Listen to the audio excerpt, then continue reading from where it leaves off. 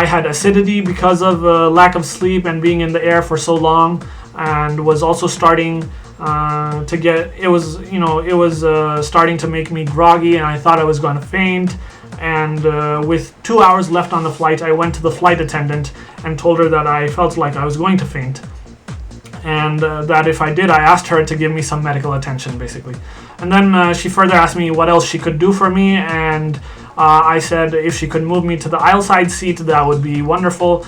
Fortunately, she convinced the ladies that were in my row to shift towards the window and open up an aisle side seat for me, and graciously they did. I landed in Frankfurt, however, groggy and sick and miserable, though. I mean, because when you haven't slept and when you feel miserable and sick in an airplane, it's not nice. As I headed out of the plane, I felt better somehow, though, with my ground on the feet, and happy, I guess it was because I got the opportunity to walk out of a giant metal tube that had put me in the sky for 12 hours. The ground crew asked me if I needed any help. So, the ground crew was, very welcoming. They asked me if I needed any help, and they did that because I had admitted distress on the plane, and the flight attendant had conveyed the message to them.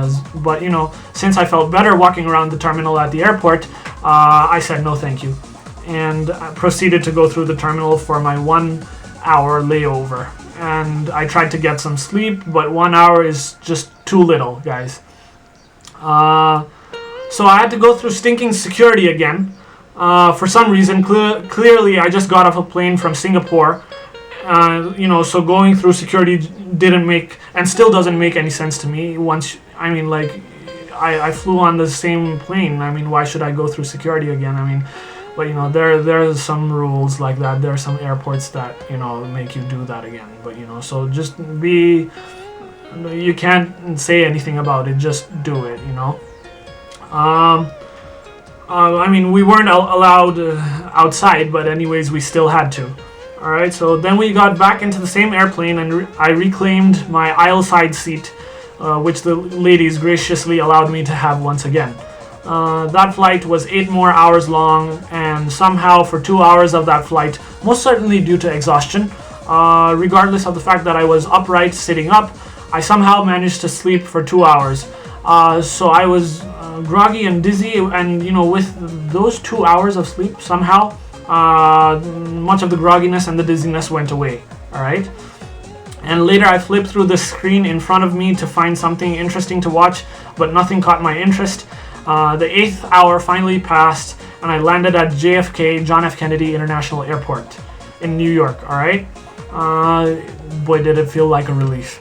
Now the other thing to remember here, guys, is that when you land at a big international airport, if that's where you're getting off, then your best bet at getting out of the airport is out of the airport early, is to run through the hallway once you get out of the plane in front of the pack and rush to the customs and immigration area, right? So once you get out of the ramp, there's usually a hallway to walk, so make sure you just rush to the front of the pack, and at customs and immigration you'll be served first if there isn't a crowd in front of you. If there's a crowd in front of you, you'll be served immediately after the crowd that's in front of you that came in a plane that landed ahead of your plane. All right, guys? This tip really makes life easy, fellas. Once I got through customs and security, guys, I still had 45 minutes. I still had 45 minutes to fly. So I asked for information at the information desk past customs and immigration. At this point, you need to find the carousel that ferries your check-in luggage. All right? So find the carousel that ferries your check-in luggage. Read the signs. Ask people around which carousel your luggage is going to be coming in, which carousel services the flight that you're coming in. All right. There are people at customs and immigration, and there are people at the airport who serve to give you information and will tell you where to find the carousel. All right, and your luggage. All right, your check-in luggage. After I got out of the international terminal because I didn't have any check-in luggage, I was instructed to go to the SkyRail, alright, which would take me to the domestic terminal. I got off at the stop that was labeled the corresponding number for the domestic terminal. So at the domestic terminal, I made my way to a kiosk or a computer that would print out my boarding pass for the domestic flight, which I had to take from New York to Rochester. Now you need to have your passport and e-ticket information with you guys. Most of the time all you need to do is swipe your passport's barcode on the information page of your passport, or scan your passport's information page or visa page on the scanner, okay? I got my domestic boarding pass and went through security again for the last time, then at the domestic terminal, and found my gate that was labeled on my boarding pass. I ran into a little bit of a sticky situation trying to call my brother, but in the end I found a way to call him. Remember to take small denominations of the currency that your country of destination uses as well, alright guys? Remember, if you're going to the United States, remember to have quarters and dollar bills with you, because you'll need quarters to call people from a payphone if you find a payphone, or if somebody's kind enough to lend you their cell phone, then don't pay them, but just be thankful that you find somebody kind who will let you use their cell phone.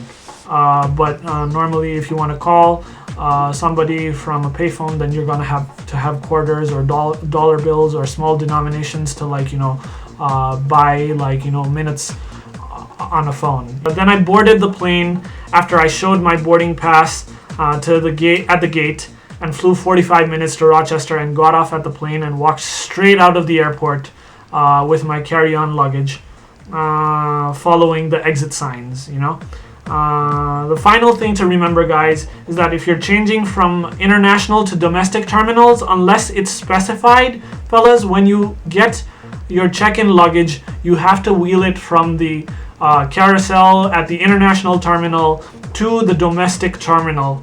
All right, you got to check it in at the gate of the domestic terminal. That's of your domestic flight. Now, everything that I did after I joined my brother when he came to pick me up at Rochester's International Airport. Well, that's another story, but the story and the pointers within this story that I said today covers the objective of the title of the video. So guys, remember all that I said today, and if you have any questions, then remember to put them in the comment section below, and I'll try my best to answer them. And remember to like, comment, subscribe, and share my videos, and just like, comment, and subscribe to my channel. And remember, recommend and share this video or this series with someone who will need this information and find it useful. All right. So fellas, I think that's about it for today. Till next time, stay tuned, take care, and take it easy.